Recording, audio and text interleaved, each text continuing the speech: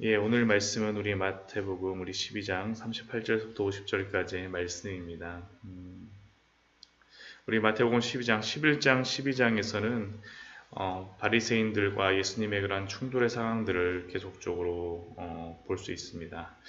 예수님을 계속적으로 비난하는 그러한 바리새인들. 오늘 말씀도 사실은 그러한 말씀의 연장선상입니다. 바리새인과 예수님 사이에 안식일 논쟁이 계속되고 있을 때 심지어는 귀신 들린 자를 고쳐주셨음에도 예수님에 대하여서 바알세부를 힘입어서 고쳤다라고 하는 그러한 바리새인들의 그러한 완악함들 속에 예수님과의 그러한 논쟁이 있었고, 또한 그러한 것에 대해서 예수님이 답변을 하셨을 때 어떻게 보면 그들을 책망하시죠. 심하게 말씀하시지만, 그러나 그렇게 예수님이 대답하셨을 때 그 중에 몇 사람들, 서기관과 바리새인 중 38절 말씀 보면 그 중에 서기관과 바리새인 중 몇 사람이 예수님께 다시 한번 질문합니다. 무엇이라고 질문하니까 요청을 하는 거죠. 선생님이여, 우리에게 표적 보여주기를 원하나이다. 그들은 이미 안식일에 손마른 사람을 고치시고 심지어는 귀신 들려서 눈 멀고 말 못하는 자가 귀신이 나가고 눈을 뜨고 말하는 기적을 보았음에도 불구하고 또다시 표적을 보여달라고 예수님께 요청하고 있습니다. 그들은 지금 선생님이여 하고 질문하고 있지만, 그들은 지금 예수님께 선생님이여라고 질문하는 것이 아니라 그리스도여, 메시아여, 예수여라고 사실 질문해야 될 자들입니다. 신앙의 고백을 해야 될 자들이 예수님, 예수 그리스도여라고 부르는 것이 아니라 선생님이여라고 그들이 예수님께 말하고 있습니다. 그들이 이렇게 말하는 이유가 무엇입니까? 우리는 당신이 지금까지 메시아 그리스도라고 주장하면서 행하였던 모든 기적과 이적을 보았음에도 불구하고, 당신이 그 이적과 기적을 보였음에도 불구하고 우리는 당신을 메시아 그리스도로 인정할 수 없으니 다시 우리가 납득할 만한 표적을 보여달라고 하는 것이 그들의 주장입니다. 지금 예수님을 대적하고 있는 것입니다. 이들에게 아무리 기적을 보여준다라고 해서 그들이 변할까요? 사실 그렇지 않을 겁니다. 그러자 예수님께서는 39절 말씀을 보면 그들이 원하는 어떠한 표적이라고 하지만 기적을 원하는 거죠. 기적을 보여주지 않습니다. 대신 예수님께서는 그들에게 또 다른 표적, 성경에 기록됐던 말씀을 가지고 표적을 말씀하십니다. 그 표적이 무엇입니까? 선지자 요나의 표적밖에는 너희에게 보일 표적이 없다라고 말씀하시죠. 그리고 그렇게 그 말씀하시는 그 대상이 누구입니까? 악하고 음란한 세대가 표적을 구하지만 선지자 요나의 표적밖에 없다라고 예수님이 말씀하십니다. 어찌 보면 눈으로 보아야지만, 기적을 보아야지만 믿겠다라고 하는 불신앙의 세대들에게, 그 사람들에게 예수님께서 말씀하십니다. 그들에게 필요한 표적이 무엇이겠습니까? 그것은 바로 40절에서 예수님께서 우리에게 알려주시죠. 요나가 밤낮 사흘 동안 큰 물고기 뱃속에 있었던 것 같이 인자도 밤낮 사흘 동안 땅속에 있으리라. 이 말씀이 무엇이겠습니까? 예수 그리스도의 죽으심과 부활에 관한 표적 외에는 이들에게 필요한 것이 없다라는 겁니다. 예수님은 서기관과 바리새인에게 너희에게 필요한 표적이라고, 서기관과 바리새인들에게라고 너희에게 필요한 표적이라고 말씀하지 않습니다. 악하고 음란한 세대에게, 허물과 죄로 죽어서 예수 그리스도를 알지 못하는 그들에게 진정으로 필요한 표적은 예수 그리스도의 죽음과 부활, 곧 복음이 이들에게 필요한 표적인 줄 믿습니다. 로마서 1장 16절은 우리에게 이렇게 말씀합니다. 내가 복음을 부끄러워하지 아니하노니 이 복음은 모든 믿는 자에게 구원을 주시는 하나님의 능력이 됨이라. 먼저는 유대인에게요, 그리고 헬라인에게로다. 유대인이나 헬라인이나 악하고 음란한 세대에게 필요한 것은 바로 복음이죠. 복음. 그들에게 필요한 것은 바로 복음이었습니다. 우리는 아무리 세상이 악하고 음란하다 할지라도 그 악하고 음란한 세대를 원망하면 안 됩니다. 왜냐하면 아이러니하게도 악하면 악할수록 음란하면 음란할수록 그들에게 더욱 필요한 것은 바로 복음이기 때문입니다.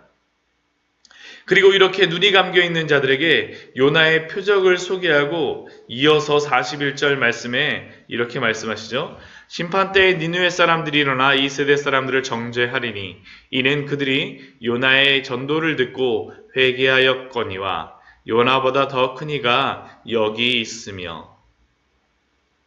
왜 심판때에 니느웨 사람들이 일어나 이 세대 사람들, 악하고 음란한 세대의 사람들을 정죄하겠습니까? 이 니느웨 사람들은 이방 사람들입니다. 아수르 사람들이고 요나 선지자 시대에 이스라엘을 압제했던 자들이고 심판받을 자들입니다.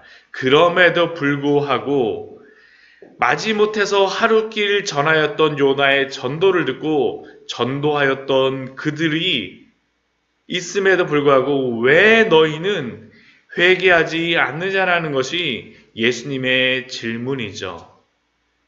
그리고 더군다나 요나보다 더 크니 예수 그리스도의 그러한 복음을 그들이 듣고 있음에도 불구하고 왜 회개하지 않느냐라고 예수님이 말씀하십니다. 그러니까 너희가 니느웨 사람들을 볼 때 너희는 그 사람들 앞에서 정죄받을 사람이라고 예수님이 그들을 말씀하십니다. 이것뿐만이 아닙니다. 또 다른 예를 다시 한번 말씀하시죠. 42절 말씀 보면 심판 때에 남방 여왕이 일어나서 솔로몬을 보러 솔로몬의 지혜로운 말을 들으려고 땅끝에서 왔다라고 이야기합니다. 이 남방 여왕이 누구입니까? 솔로몬의 지혜를 듣고자 왔던 스바 여왕입니다.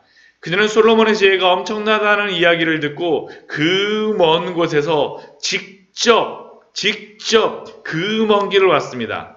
그런데 이 세상 사람들은, 이 악하고 음란한 세대의 사람들은 솔로몬보다 더 지혜로우신 예수님의 말씀을 듣는데 그들은 그 자신의 그러한 모든 것들을 내려놓지 않고 회개함이 마땅함에도 불구하고 회개하지 않고 지금 예수님은 오히려 정죄하며 우리에게 표적을 보여달라고 이야기하고 있습니다. 우리가 이러한 딱딱한 마음, 완악한 마음, 패역한 마음으로 예수님 앞에 오면 안 됩니다. 결국 이렇게 온 사람들의 모습은 어떠한 모습이겠습니까? 43절 이후의 말씀을 보면 더러운 귀신 들렸던 사람이 귀신이 나가고 그 마음이 깨끗이 청소되었고 그 안에 아무것도 없이 비어있고 다 수리되었다라고 이야기합니다. 근데 어떤 일이 일어나니까 그렇게 깨끗하고 수리되었는데 7 귀신이 들어옵니다. 왜요? 깨끗하고 수리된 집을 보니까 그 집이 더 거하기 편하거든요. 들어와서 그냥 거하는 것입니다. 이 말씀의 의미가 무엇이겠습니까? 마음이 청소되어졌다라고 하여서 그 안에 아무것도 없이 비어있다라고 하여서 수리되었다라고 하여서 그것만으로는 충분하지 않다라는 겁니다. 앞에 22절 이후에 귀신 들렸던 자를 예수님께서 고치시고 귀신을 쫓아내어 주셨는데 귀신이 나갔다라고 해서 그것만으로 고치면 안 된다라는 것입니다. 그러면 어떻게 해야 됩니까? 그 안에 예수 그리스도가 사셔야 합니다. 성령이 그 안에 내주하셔야 합니다. 그 마음의 주인이 이제는 악한 마귀나 혹은 나의 욕심이나 사탄이 아니라 그러한 것들이 나아갔다라고 하면 이제는 거룩하신 예수 그리스도가 우리 안에 들어오셔서 우리와 연합하여서 우리 안에 내주하셔야 한다라고 예수님께서 우리에게 분명히 알려주고 있습니다. 만약 그렇지 않으면 어떻게 됩니까? 나중 형편이 전보다 더욱 심하게 되느니라. 이 악한 세대가 또한 이렇게 되느니라. 그렇게 우리는 갈라디아서 2장 20절의 말씀을 우리는 기억해야 합니다. 사도 바울이 갈라디아서 2장 20절 말씀에서 무엇이라고 고백합니까? 내가 그리스도와 함께 십자가에 못 박혔나니. 십자가에 못 박혀서 십자가에 못 박힌 것은 죄를 못 박는 것입니다. 죄를 못 받고 죄를 죽인 사람들은 어떻게 합니까? 그런즉 이제는 내가 사는 것이 아니요 오직 내 안에 그리스도께서 사시는 것이라. 이제 내가 육체 가운데 사는 것은 나를 사랑하사 나를 위하여 자기 자신을 버리신 하나님의 아들을 믿는 믿음 안에서 사는 것이니라.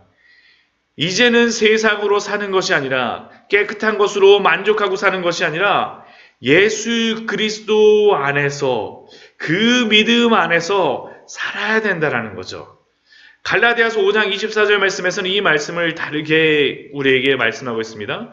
그리스도 예수의 사람들은 육체와 함께 그 정욕과 탐심을 십자가에 못 박았느니라.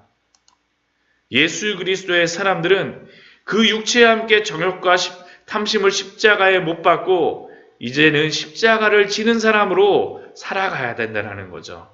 내 짐은 내려놓고 예수 그리스도가 주시는 그 짐을 지고 살아가는 것이 마땅하다라는 것이 예수님이 우리에게 말씀하시는 그러한 결론입니다. 만약 이렇게 하지 않으면 나중 형편이 전보다 더욱 심하게 될 수밖에 없습니다. 이 악한 세대가 이것을 기억하지 않으면 안 됩니다. 우리도 이 말씀을 반드시 기억해야 되겠죠. 그리고 이러한 말씀을 하실 때 어떤 일이 일어납니까? 46절 이후의 말씀을 보게 되면 예수님의 어머니와 동생들이 예수님께 말하려고 밖에 서 있습니다.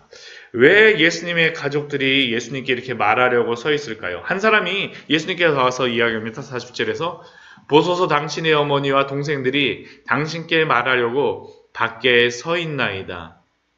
예수님의 가족들이 예수님을 찾아온 이유가 있었습니다. 여기 마태복음 말씀에서는 나오지 않지만 마가복음 말씀에서는 그 이유를 이렇게 이야기합니다. 마가복음 우리 한번 찾아볼게요. 마가복음 3장 21절 말씀입니다. 마가복음 3장 21절입니다. 마가복음 3장 21절입니다. 같이 읽겠습니다. 예수의 친족들이 듣고 그를 붙들러 나오니 이는 그가 미쳤다 하밀러라. 왜 예수님을 붙잡으러 왔습니까? 이 바리새인들이 가서 예수님이 미쳤다라고 가족들에게 이야기한 것입니다. 야, 너의 아들이 이상해졌어. 야, 너의 형이 이상해졌어. 너의 오빠가 이상해졌어. 빨리 와봐, 빨리 와봐. 얼마나 이 바리새인과 사두개인들이, 이 사람들이 얼마나 패역한 사람들입니까? 그래서 그들이 예수님의 가족들이 붙잡으러 온 것입니다. 그런데 그때 예수님께서 말씀하시는 것이 무엇입니까? 말하던 사람에게 48절 말씀은 말하던 사람에게 대답하여 이르시되 누가 내 어머니이며 내 동생들이냐? 그리고 손을 내밀어 이제 제자들을 가리키시며 말씀하십니다. 나의 어머니와 나의 동생들을 보라. 50절 말씀에서 이렇게 예수님께서 말씀하시죠. 누구든지 하늘에 계신 내 아버지의 뜻대로 하는 자가 내 형제요, 자매요, 어머니이니라. 이 말씀의 의미가 무엇이겠습니까? 누가 예수님의 가족입니까? 예수님은 자신의 가족이 누구인지를 재정의하고 있습니다. 내 아버지의 뜻대로 하는 자. 여기서 내 아버지의 뜻대로 하는 것은 무엇이겠습니까? 바로 앞에 있는 사건을 가지고 다시 한번 예수님이 우리에게 말씀하시는 것입니다. 예수님의 표적의 그러한 설명을 기억해야 합니다. 예수님의 참된 가족은 혈연적인 가족이 아니라 자신의 죄를 회개하고 예수 그리스도의 죽으심과 부활을 믿는 자들, 곧 회개하고 복음을 받아들인 자가 바로 예수 그리스도 하늘 가족이라는 것입니다. 바로 그렇게 된 사람이 하늘 가족으로서 시작하는 것입니다. 사랑하는 성도 여러분, 아니 우리들은 예수 그리스도의 하늘 가족이 되었습니까? 회개함으로 복음을 통함으로 예수 그리스도를 믿으십니까? 그렇다고 하면 우리들이 바로 예수님의 참 가족입니다. 2000년 전 바리새인들과 같이 자신들의 딱딱한 생각, 패역한 마음을 갖는 것이 아니라 부드럽고 살같은 마음으로 예수님 앞에 나아가심으로 말미암아 예수님의 참된 가족으로 살아가시는 우리 귀한 성도님들 되시기를 축원드립니다.